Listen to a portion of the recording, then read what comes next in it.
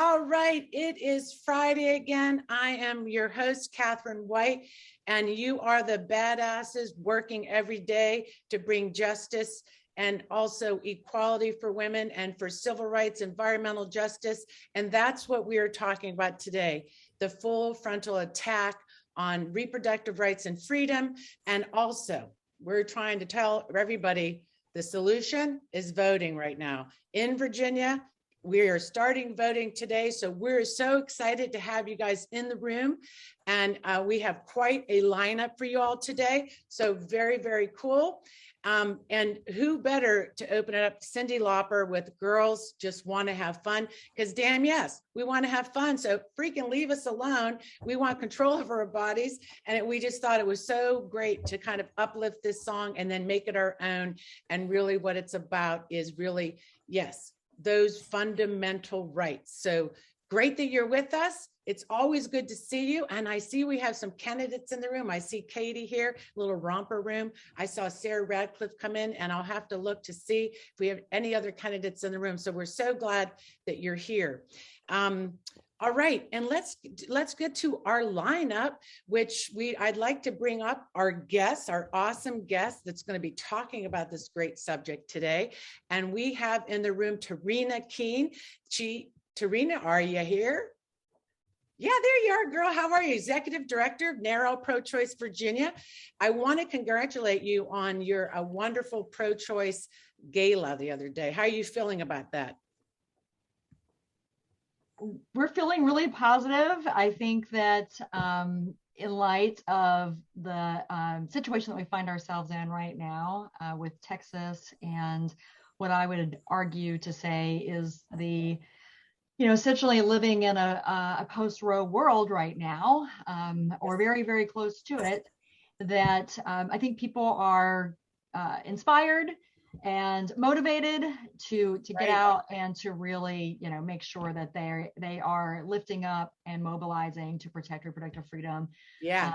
Not here, not only in just Virginia, but across the country. No, we have, yeah, exactly. Calling attention to it is awesome. So thank you for being here. We're so looking forward to unpacking what's going on, and then with the Supreme Court's reaction. So thank you for that. And let's call up RaeAnn Pickett, Director of Communications, Planned Parenthood, Advocates of Virginia. RaeAnn, always bringing it. How you doing? I'm good. Thanks for having me back, Catherine. Nice to see you. Let's look at your shirt.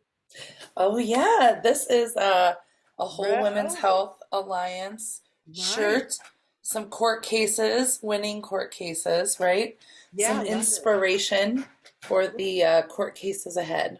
Yeah, so I'm glad you're here today. Let's bring up Han Jones, because I always say you guys always come as a team. So Han, welcome. You're the Political Director of Planned Parenthood Advocates of Virginia. How are you doing? Doing good, working towards this incredibly important election. I think we all have a fire lit under us now that we've seen how quickly things can go badly. Yeah, you have summed that up. So we have about 50 or less days in Virginia to get going. So we thank you for being here to bring us information and fire us all up. And then getting down to what really matters with this issue too, are people that are providing abortion funds for women. And that would be, we have two guests who'll be talking about that: Tannis Fuller, a Blue Ridge Abortion Fund, and Ayé Johnson. Welcome. And you are the Community and Volunteer Engagement Accomplice from Richmond. And what is the whole thing? I lost the whole Richmond Reproductive Freedom Project. There it is. Thank you very much for that. Great. So how are you all feeling? I don't know. I was like, what? It's a loaded question.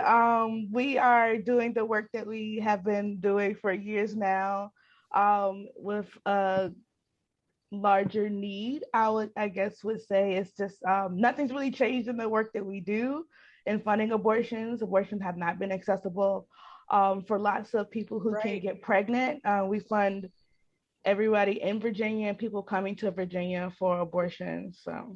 Well, this is a very important piece of this whole conversation. So Tannis, you're out in the Blue Ridge area. Are you Charlottesville? Yes. Yep. Yeah. And I'm just going to echo everything Ayé said. Like, it has we get up every morning and we do what we've been doing for a really long time. And I am grateful to be doing this work in community with Ayé and all of the other amazing supporters that we have to make sure that abortion is accessible to the people who need it. Awesome. Well, we're so glad you joined us and so glad to meet you. So we'll see you back in a little bit. So thank you so much. And it's all about today in Virginia voting. And all eyes are, as we like to say, are on Virginia right now, because our reaction really sets up a precedent in a lot of ways for how to push back against not only white supremacism that we see rising, but the attack on our basic rights. And here to talk about that early vote is Lisa Savalio, and you are the Loudoun, right, county chair of the Democratic Committee. Is that you? You're muted. It is. I was muted. Sorry. It's hard to mute you. You have brought change out there, and I'm so grateful to you being here. Yeah, definitely. And, voting is just so very important. And with today being the first day of early vote, we are fired up. Fired up. Oh, and speaking of fired up, here's the fire. Barbara Jones, president of Now Loudoun and also social activist. How you doing, Barbara? I'm doing quite well. Thanks for asking, Catherine. I love it. Well, I'm so fun that you will be at the end to just keep us pumped up, my friend. Loudoun is really important to talk about, as in Prince William County, Virginia Beach, all parts around Virginia. We have to really get our base out to vote. So thank you, everybody. And let me say that how you can help us, this power crew, it's always so great to see you guys every week. It really kind of gives us a lot of pumping us up.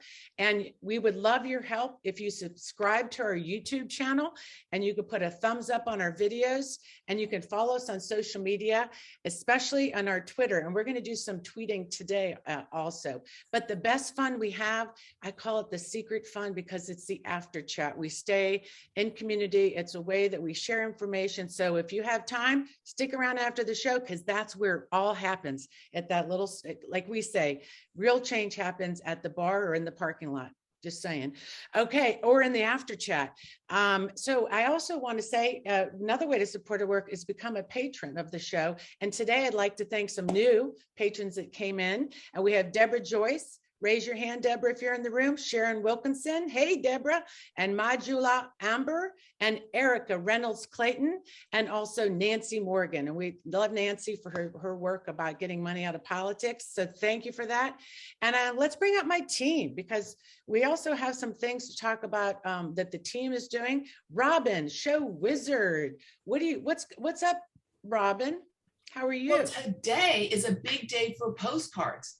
Not only is it the first day of early voting, but Postcards for VA writers are mailing out our early voting postcards to some 228,000 voters across Virginia in support of 38 candidates. Now, to put this in perspective, we're mailing more postcards than the number of votes that separated Ralph Northam and Ed Gillespie in the 2017 governor's race. Wow. Studies done from sister district to swing state to voters to the big study recently released by Activate America shows that postcards work, especially in tight races. And as we all know, this election is going to be all about turnout. Well, today we're mailing our early voting postcards, but there's still more to do. We're launching our new GOTV postcard campaign, and this time we'll be supporting 39 candidates. And you can see our impressive list of candidates on postcards4va.com.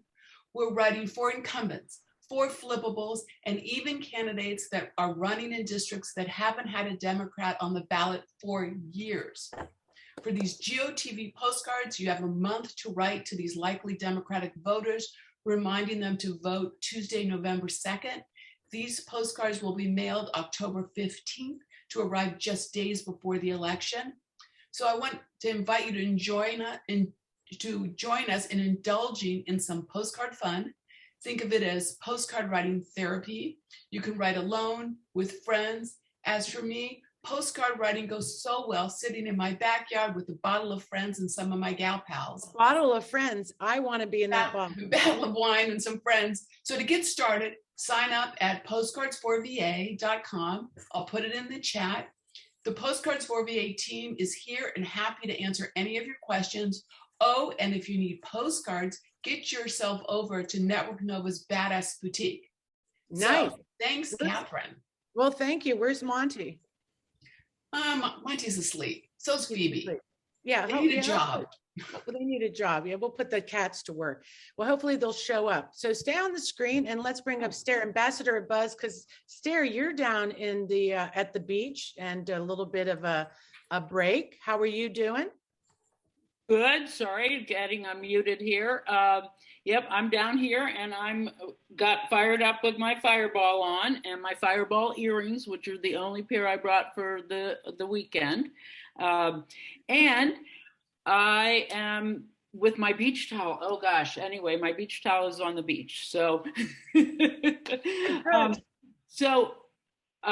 this week I'm proud to announce that we are going to be having 25% of our proceeds go to NARAL for the beach towel. Oh, nice. Good. So, all right. So there's the beach towel, and the beach towel is so nice. So please consider getting one, and 25% of the proceeds will be donated to our friends at NARAL. And then also, I wanted to say that I'm busy trying to figure out plan for the march. Okay, on October 2nd. All right, there we go. So traditionally, we're going to try to start at the carousel. We've got Jerry Connolly, who's lined up, and there's a couple of other people who I was talking to, and they were saying, yeah, let's do it. So I'm inviting everyone to join us and everyone to invite their special guests to join us then on October 2nd. Also, there's a little tiny URL to sign up on a form. Okay, so put it in the chat, Stair. And you know what I love about this banner? We made this banner when we just first got started, and we always meet at the carousel. So let's hope that's where we meet again. And so thank you, Ambassador Buzz. And I'm hoping you enjoy your time at the beach as well. And Rosemary Shortstop, we just had we're happy you're here bringing it, my friend. Glad to see you. So excited, and I want to remind people that they can be double role models like Deborah Brown as well, be a patron and get out and vote. I love it. I love double role models. And lastly, Louisa, show news anchor. Just get up on this screen. How are you doing? Doing great. I am ready to be going and voting. I haven't made my plan yet, but I'm encouraging everyone to. I'm going to be canvassing again tomorrow. I'll be in Arlington, but a couple weeks ago, I was canvassing for Joshua Cole, which was lots of fun. Catherine was there with me. And you know what? This is some of the easiest canvassing, everybody, because all we're doing is encouraging people to vote as soon as possible. It's really critical this year. As we know, we don't know where COVID's going to go over the fall. And we are lucky that today is the first day we can start early voting. The primary thing we want to ask people to do is to vote early in person. But if they are not comfortable to do that, there are a lot of other options for them. They can request a ballot that's mailed to them. They can do a drop off. There are a lot of choices out there. And so when you go to doors right now, you're going to be knocking Democratic doors because this year is a turnout year. We want to make sure that our top of the ticket makes it through, that we keep Virginia blue. And to do that, we just need to make sure that Democrats are motivated to vote. You're going to hear throughout this session why Democrats should care, right? And there's some huge issues that were even mentioned in the governor's debate yesterday that makes it super clear why we want to make sure people are out there voting for Terry. One of them you will hear next about reproductive rights. He is absolutely in women's corner on that issue. Additionally, he is really on top of what is it going to take to keep us safe during COVID.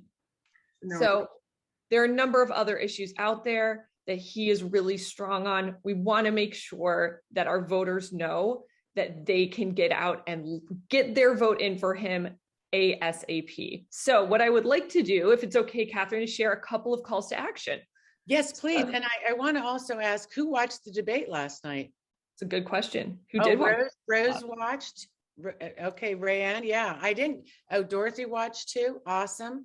I didn't get to watch it. I had a book club, so I was just read the reviews today. So put in the chat your reactions to it. I'm interested. Okay. Yes. And what are you thinking, Louise, about that? Like, I mean, I've got to say, debates are hard to watch. The men do not like to follow debate rules very well, which is don't listen very well, do they? Right? I mean, that being said, I will say it started out a little messy in terms of following the rules. They got a lot better as it went on. So that was a little less stressful. So we could actually hear what they're saying as opposed to them talking on top of each other.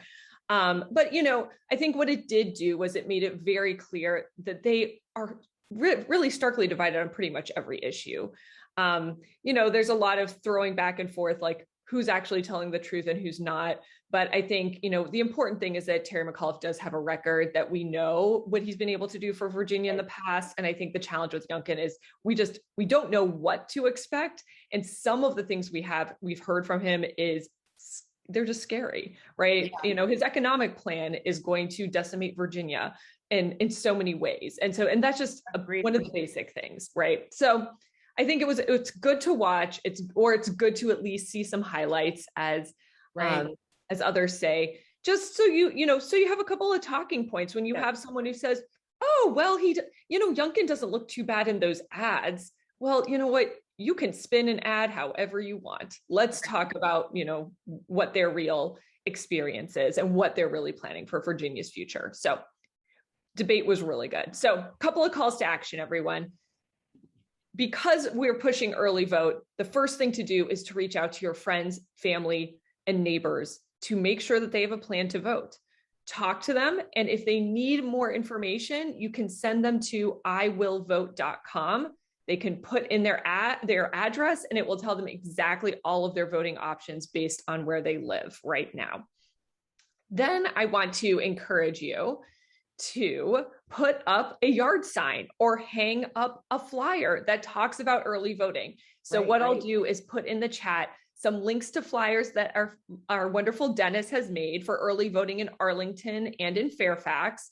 But it's really easy. If you just add iwillvote.com to any flyer that says something about early voting, it'll be easy for people to find the information for voting in their particular location. So get the word out there, both to people and to just people in your apartment building, your office building, or using a yard sign. And I know that Network Nova will have some great ones coming up for you as well.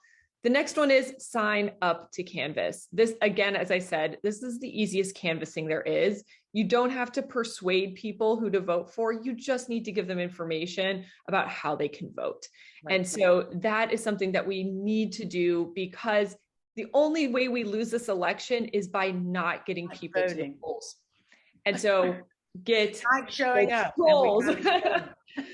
And so I'm going to put a link in the chat. Virginia Justice Democrats, who are part of the coalition, have started a 50,000 doors in 50 days goal. They have a number of canvases set up for you guys. And if you also want, I will put my email in there. You can join and get my weekly emails that highlight canvases that other people in the coalition are leading. And then the last piece is, help with voter greeting at the polls. When voters are showing up, they usually have questions about what am I going to expect on the ballot? Sample ballots aren't really out yet. They want to make sure that they are fully informed, and it's great to thank voters for doing their civic duty. So if you have a couple of extra hours, because these polls are open early and are open every day in some locations, we could really use more voters. And I'm sure you'll hear this from the Loudoun County Democrats as well. Yeah. So, poll Good greeters. Point. I totally forgot that aspect of that part of the responsibility of people, like the polls. Like, again, this is so important. So and we want people to feel safe. And one way we let people feel safe about going to the polls is being out there and being, and greeting them and creating that space to say, this is a place that you can go. Fortunately, as we all know, we have passed some laws about guns not being allowed at polling places anymore, and government locations. And that's been very helpful as well in terms of just voters feeling safe to show up and do this important civic duty. Seem very common sense, right? So yeah, leave your gun at home, please. Thank you. Okay, thank you, Louisa. As usual, you brought it, and I know everybody in this room. It's great to see everybody here. And I know today I told at my early outdoor workout, I said, everybody, it's today's early voting, and no one knew that. How about that? We're not doing a good job getting this message out. I mean, it's regular citizens are just kind of waking up to this today. So let's just get it started. This full frontal attack on women's reproductive rights and justice has lit this fire, I think, under us again to remind us.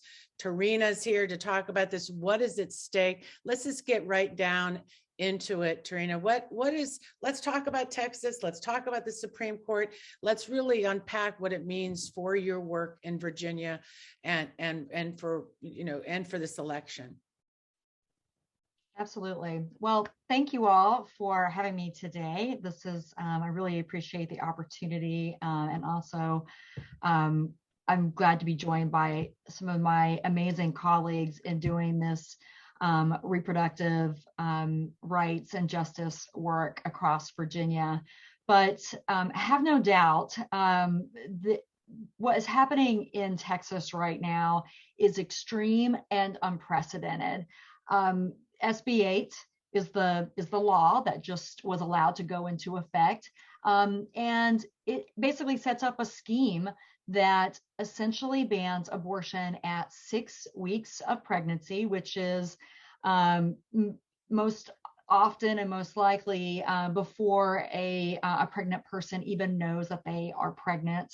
And it also gives any Texas citizen a right to sue anyone that they think has aided or abetted in helping a pregnant person in getting an abortion. They have essentially said, they're essentially bounty hunters, and they could get up to $10,000 if they successfully report someone, and that is, actually that person is prosecuted and found guilty. Yeah, I mean, the part of that too, that I'm sure when we'll talk later too about how this is also your words the other night at the fundraiser I was at for the pro-choice NARAL, you really didn't hold back on some of the words you had for this diabolical kind of thinking, this cruelty.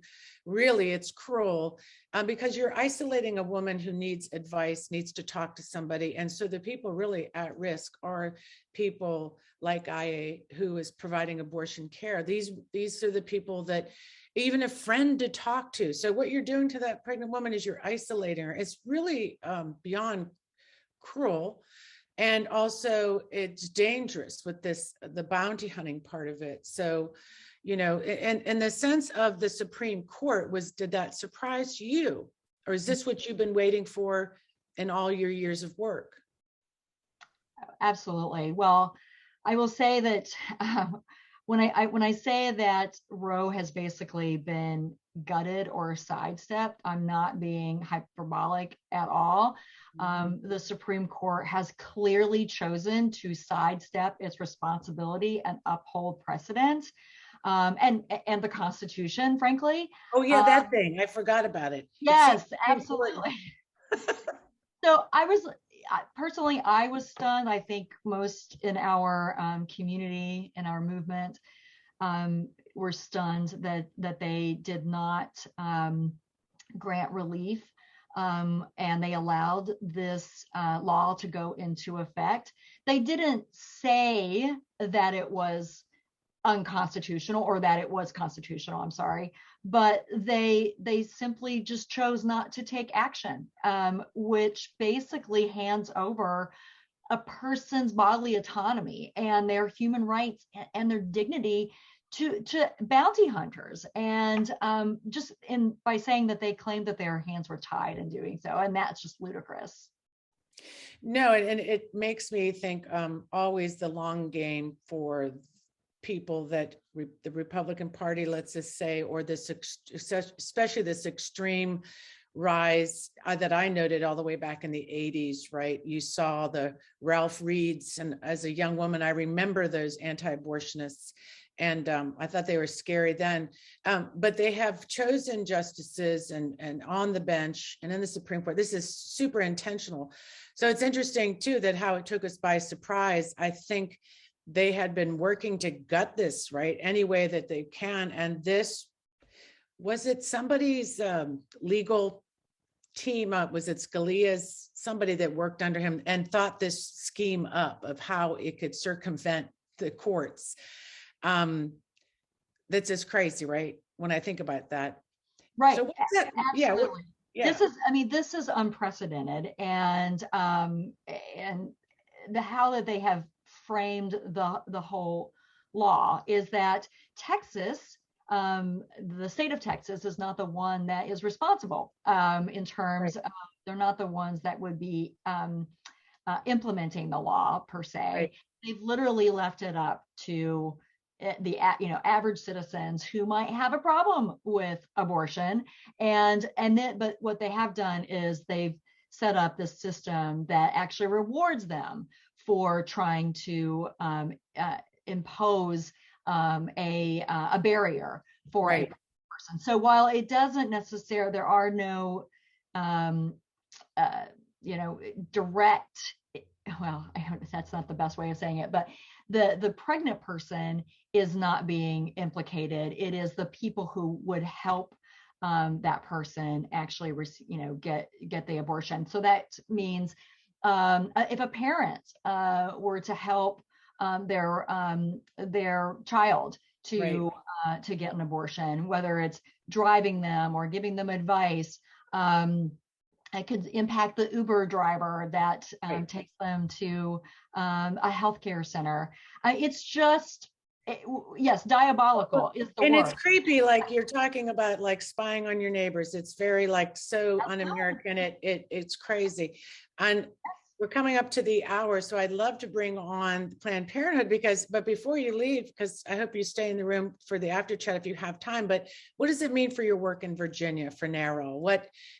And I would love for you, I know that your fundraising goals from the gala the other night, you have a really important match. I'd love if we can put that, Robin, link in, and this group throws in $5 or $10, and we only have to make that $1,400 gap for you guys to meet your match. And I think you raised almost $70,000 for your work.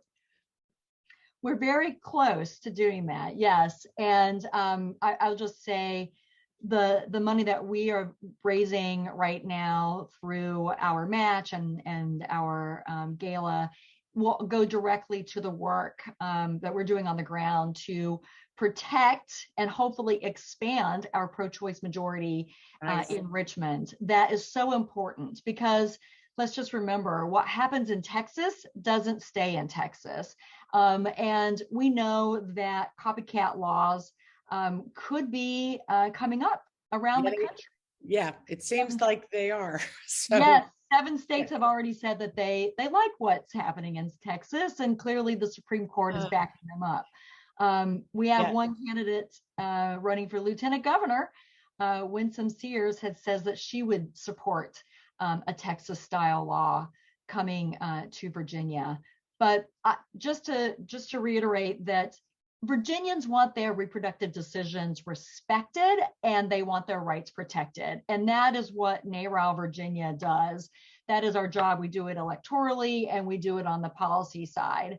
Of course, there's a lot of need right now in terms of supporting patients where they are. And that is where our partnerships with the abortion funds and our abortion providers is also very much needed as well. So we all work together in this movement to lift up the people who need it most. And let me just reiterate, and I know that my colleagues will as well, is that the people who are most impacted by these really these horrible laws and restrictions are low-income people.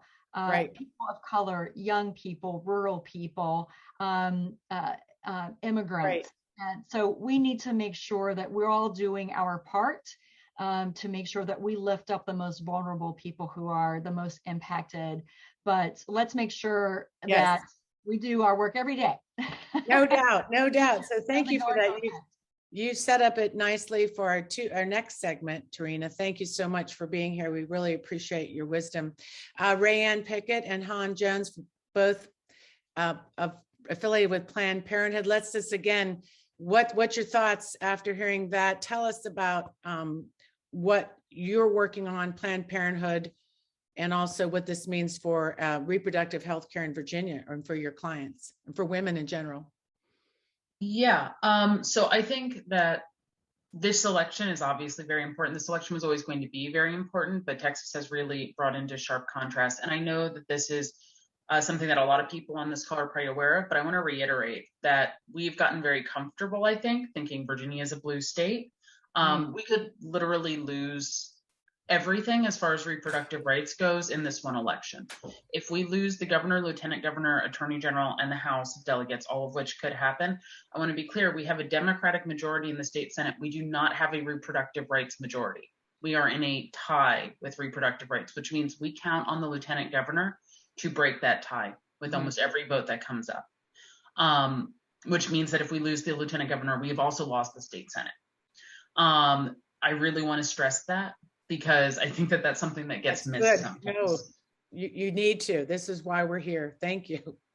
Yeah. And I think, with this election coming up, we know that there's going to be a real focus on abortion rights. I mean, today there is a March for Life happening in Richmond, where they are actively trying to push people to go vote and to vote against these rights.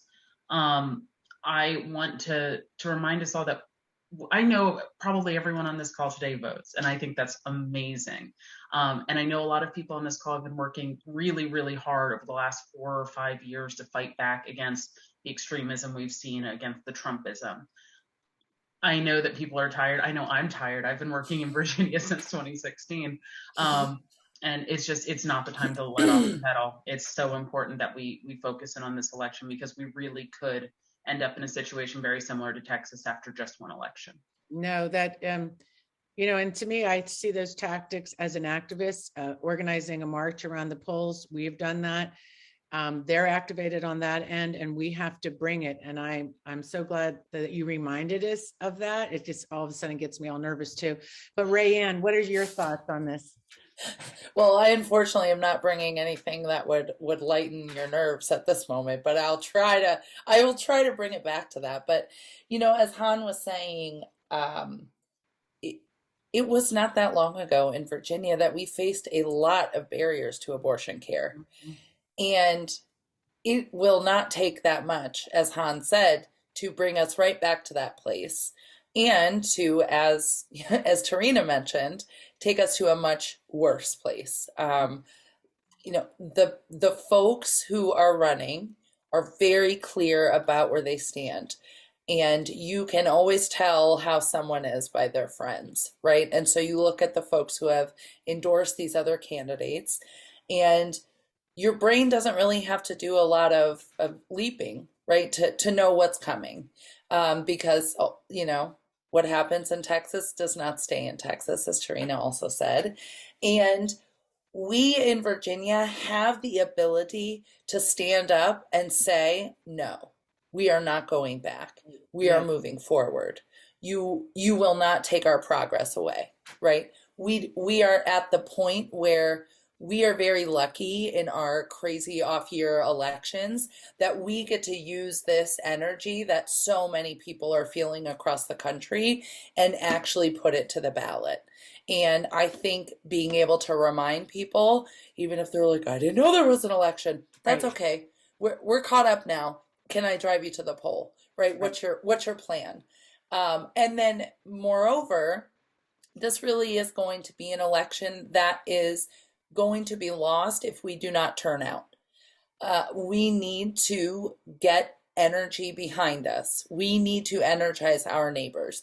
A lot of folks are looking at the 96 people on this Zoom right now as the leader in their neighborhood, their community, their family, about what to do. Where do I vote? What am I going to do? Right? Like, you all are the ones who are connected. And so being able to say, look, friends, It is not a stretch to say that we can very quickly go back to a time when we have forced mandatory delays. We have forced medically unnecessary ultrasounds. You are inviting the legislature into your exam room with you and your clinician, right? You may not have access to a clinician anymore, right? If those things were to be taken away. Right. And so it's really critical that we do not get too cozy in our feeling about how much progress we have made, but really, really understand that this progress is really hanging on by a thread. It will take each and every one of us knocking on doors, talking to our neighbors, talking to friends, to really ensure that we are able to protect our rights to abortion in Virginia. Yeah. And the abortion funds folks on this call will be able to talk to you totally. Well, we're going to jump right in. I think we should get right to them, just because this is really important for people to also understand in this. When we talk about women's rights, abortion rights, it really, what's not really talked about a lot is that women of a certain income don't have access, and it may be because of even where they live, or so this is really an important conversation that we sometimes, in our privilege where we sit, we don't realize there's people that cannot get abortion care. They have income barriers. So I'm so glad that Ayé is here. Johnson, thank you to speak on this, your work in Richmond, and Tannis Fuller. So let's get started and get right into it about this subject, about the understanding about the accessibility, the access, and your passion working around this, Ayé. Let's start with you. Yeah, so abortion access has not been there for lots of people. Roe has not been effective in making abortion accessible for folks this entire time. And so what we do as an abortion fund, like Catherine said, sometimes it's about money. Folks don't have enough money to afford their abortions. Or sometimes it's about practical support. It's about making sure folks have a way to get to their appointment. Over 80% of Virginians live in counties and cities that don't have abortion providers. So if you think about going to a doctor's appointment that's not in your city or town, you just have to make plans. And so like for folks, that could include childcare, that could include taking off from work. And when we think about Texas, we think about folks traveling into the state. Even before SB 8, we have always had folks traveling into Virginia for their abortions. Always Virginia is a abortion haven, as we like to call it. We have like 12 to 13 abortion providers, whereas our neighbors have 1 or 2 in Kentucky or Texas. And so it's really important that we remain that. And so like, even though folks come to us, like even folks in Virginia have hard times accessing abortions.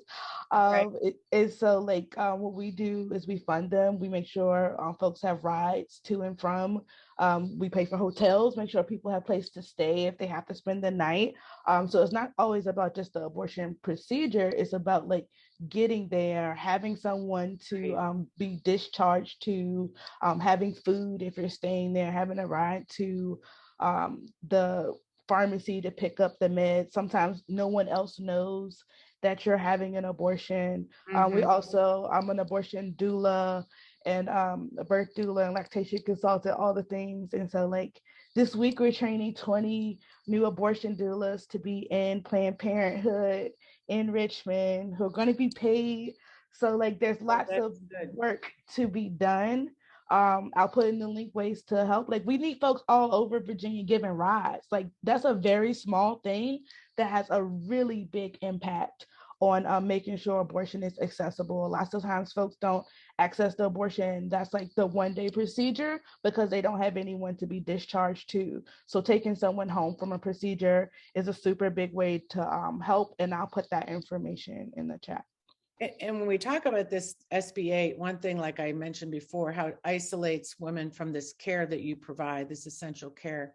And let's throw it over to Tannis out in Blue Ridge and Charlottesville. Tell us about the important work your group is doing to help women have access to the care they need in your area.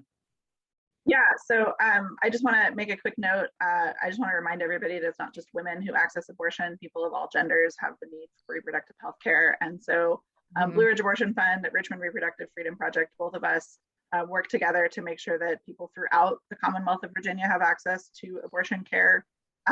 We are low barrier service providers. People do not need to prove need to us. I think in the United States, we have the expectation that people who can't afford something need to justify their abortion. I know that for us and for RRFP, we don't ask folks. They call us up, they tell us they need money.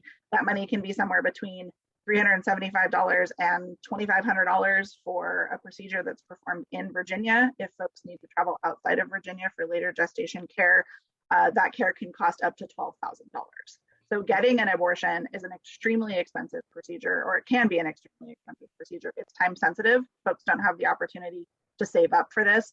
This isn't a situation where if you know you need new tires on your car, you can sort of eke it along for the next 6 to 10 months. You need the money and you need it now. And because abortion is such a highly stigmatized medical procedure, people don't always feel like they have community to turn to. So they don't have other resources where they can ask for the financial support.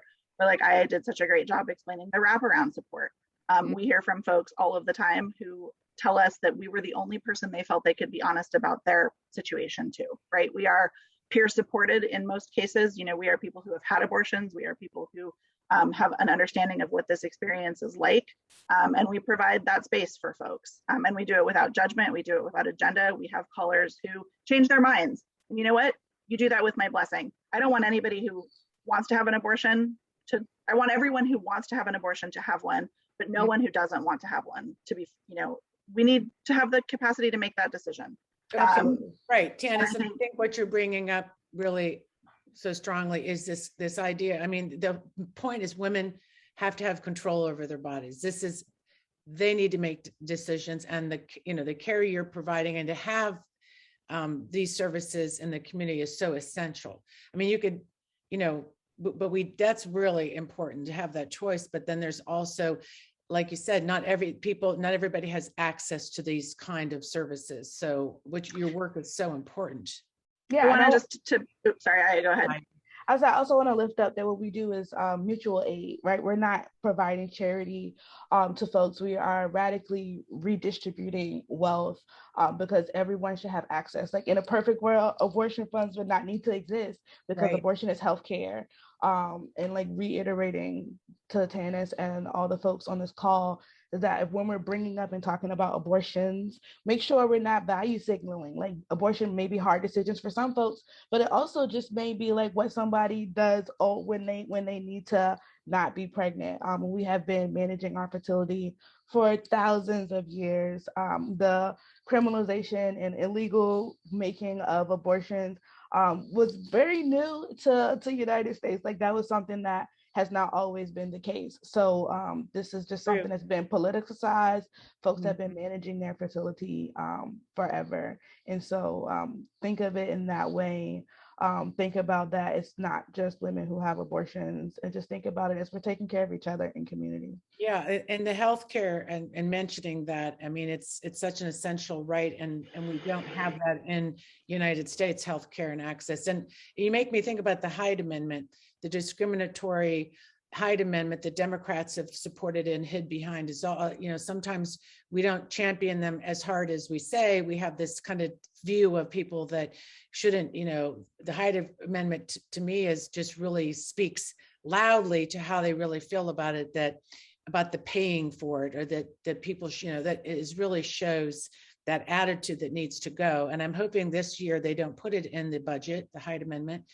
And also, I want to just bring up for everybody in this room, the big discussion is control of our legislative, the states, right? What we see in Virginia is we've had the ability now to be in charge, and what that meant for women and also for voting rights and so on. And these other states like Texas, what we're seeing in general, the Republicans being very aggressive about taking control of state legislatures. And that really has had a terrible effect on people in that state for a lot of reasons, from guns to voting and for women's rights. So we super appreciate this discussion. I hope you can stay for a wrap up. Are you guys able to stick around? Okay, Tannis, thank you. So why don't we just take a look at a video that was provided by CJ Krim of Sisterhood. It's called Rise.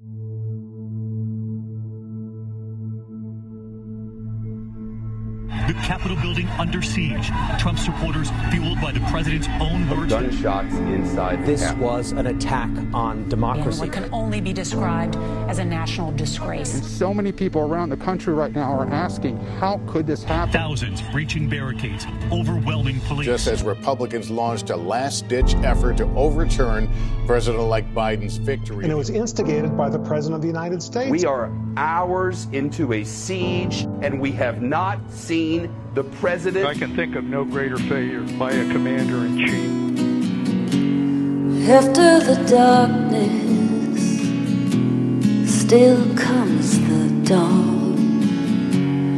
After the marches, we're still marching on. There's a mountain inside us we all have to climb. Now that we started, we still have to rise like a fire, rise like the sun, rise from this darkness, rise as one. Refugees are welcome here. Rise, rise, rise, rise. We the people have the power. This is what democracy looks like. This is what democracy looks like. Wake up! Wake up, America! You have to vote! If you want to see change, you have to vote for the change! Use your voice! Use your voice, wake up! Now that we've started, we still have to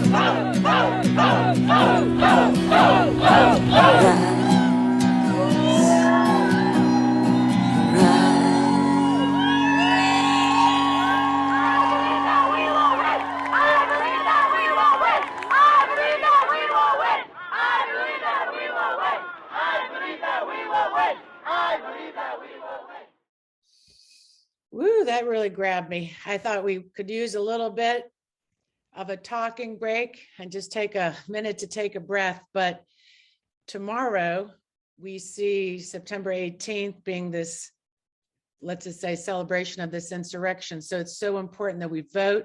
I love looking at the chat while I had that break to see your comments about how many of you are writing postcards all the way from California. Saw Melissa Hartman writing postcards. And who better to talk about the importance of voting than our next guest. Lisa, you ready to go? Let's talk about Loudoun. You're chair of the Loudoun Democratic Committee, and you've been bringing it now for a couple years. What are your thoughts about this election, and how the heck are we going to bring it, girl? So this election is extremely important. Historically speaking, what we've seen is when one party wins the presidency, then the other party loses House seats in the next election. Now, in Virginia, we are not known for going and repeating history. We stopped doing that. We are here to make history. And how we do that is by getting out and by voting. Everything is on the ballot this year, and it's an off election. So everybody needs to know the importance of voting and using their voice, to make that change. We do have a couple really amazing races out here in Loudoun County. One would be House Delegate Wendy Goditis. She's House District 10. She's really, really been targeted. So we got to get out and support her. And the other one is candidate Paul Syker. Out in the West. He's actually going against Dave LaRock. And we've got a chance to take him out this year. So please, please, please, I'm going to put our Mobilize link here in the chat So we need volunteers, we need the support, and all of these Can I mention something, Lisa? Could I mention something? Loudoun is what I want people on this call that maybe aren't from Loudoun to know.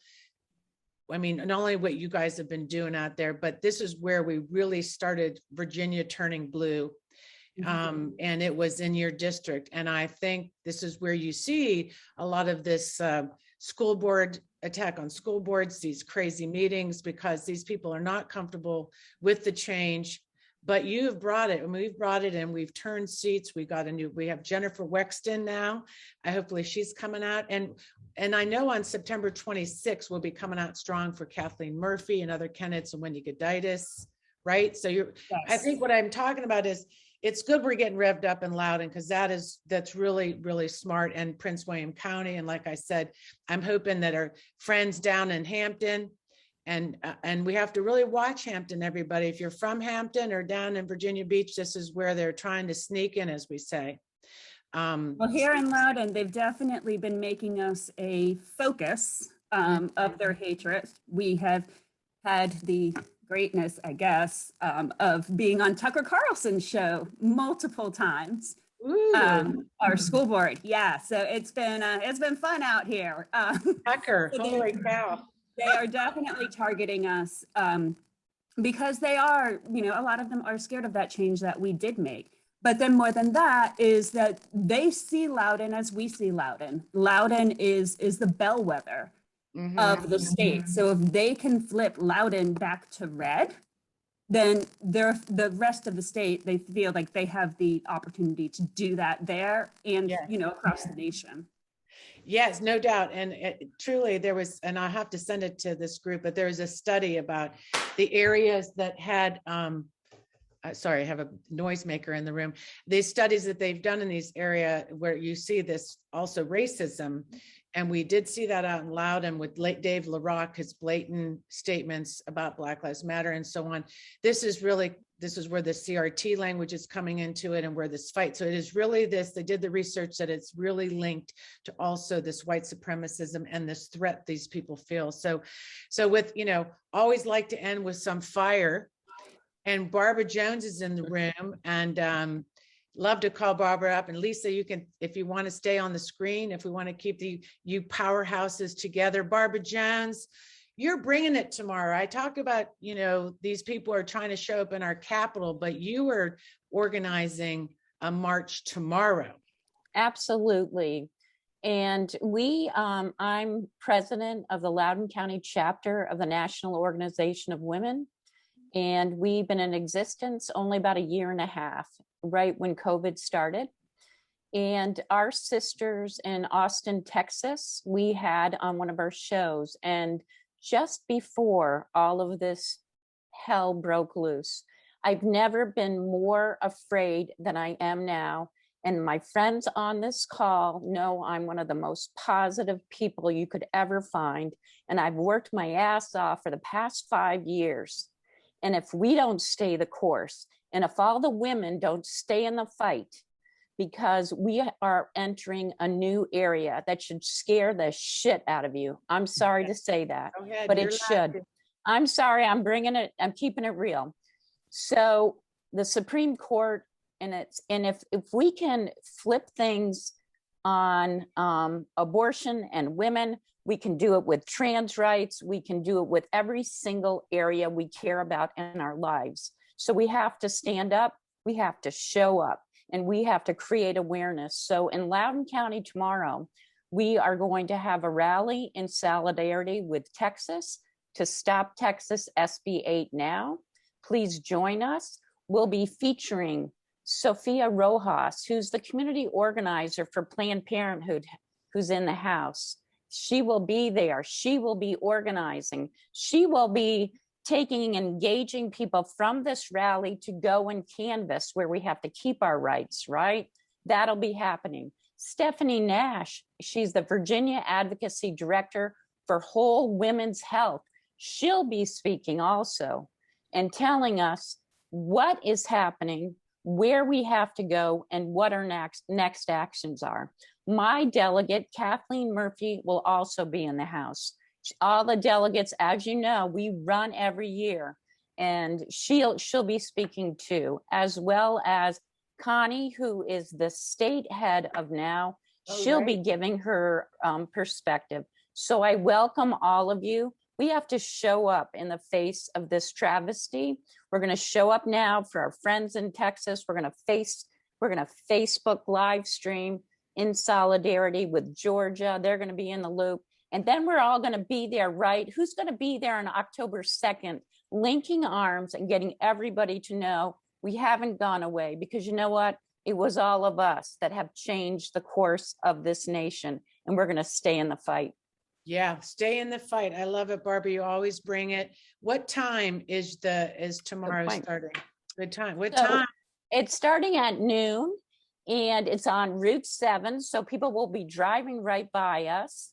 Good. It is actually at 21430 Cedar Drive off Route 7. Yeah, put it right in the chat, my friend. I will right now, and we welcome everyone. Take an action. The biggest action is to vote. We all do that here, but grab 2 more people to vote and talk to them from your heart and move them by your story.